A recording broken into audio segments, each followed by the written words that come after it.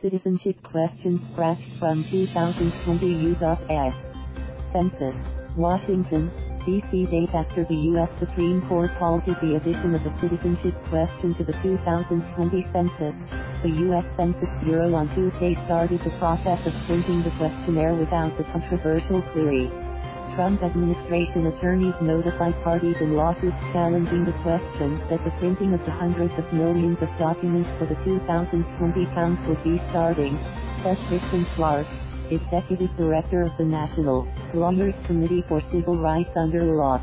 Confirmed Justice Department spokeswoman Kelly Laco confirmed there would be no citizenship question on 2020 census. Commerce Secretary Wilbur Ross said that while he respected the Supreme Court's decision, he strongly disagreed with it.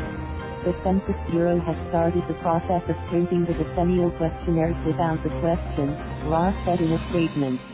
My focus, and that of the Bureau and the entire department, is to conduct a complete and accurate census.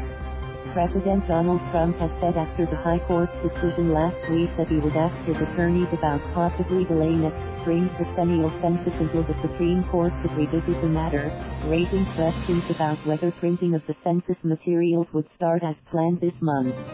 For months, the Trump administration had argued that the courts needed to decide quickly whether the citizenship question could be added because of the deadline to starting printing materials this week. Trump's tweet on Twitter Tuesday night, Trump wrote that the Supreme Court ruling marked a very sad time for America. He also said he had asked the Commerce and Justice Departments to do whatever is necessary to bring this most vital of questions, and this very important case, to a successful conclusion. Even though the Census Bureau is relying on most respondents to answer the questionnaire by internet next year, hundreds of millions of printed postcards and letters will be sent out next March reminding residents about the census, and those who don't respond digitally will be mailed paper questionnaires. The Supreme Court's ruling left little opportunity for the administration to cure the defects with its decision to add a citizenship question and, most importantly, they were simply out of time given the deadline for printing forms, Clark said in an email.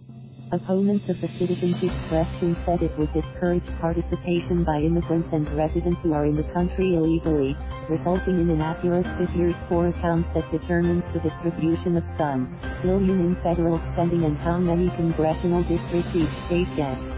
The Trump administration has said the question was being added to aid in enforcement of the Voting Rights Act, which protects minority voters' access to the ballot box.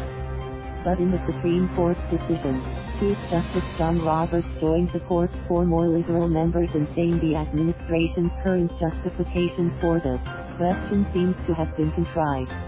Democratic opposition Democratic mayors and governors opposed to the question argue that they get less federal money and fewer representatives in Congress if the question was asked because it would discourage the participation of minorities, primarily Hispanics, who tend to support Democrats.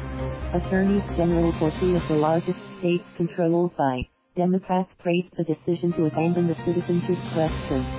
While the Trump administration may have attempted to politicize the census and punish cities and states across the nation, justice prevailed, and the census will continue to remain a tool for obtaining an accurate count of our population, said New York Attorney General Letitia James. Underfunding while praising the question's disappearance. California Attorney General Xavier Becerra warned that the Trump administration had underfunded the Census Bureau, making it difficult to count hard-to-reach communities. Top congressional Democrats hailed Tuesday's move.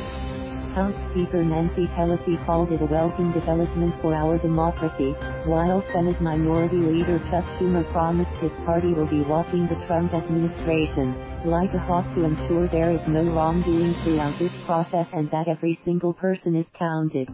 Dale Ho, who argued the Supreme Court case as director of the American Civil Liberties Union's Voting Rights Project, said, "Everyone in America counts in the census, and today's decision means we all will."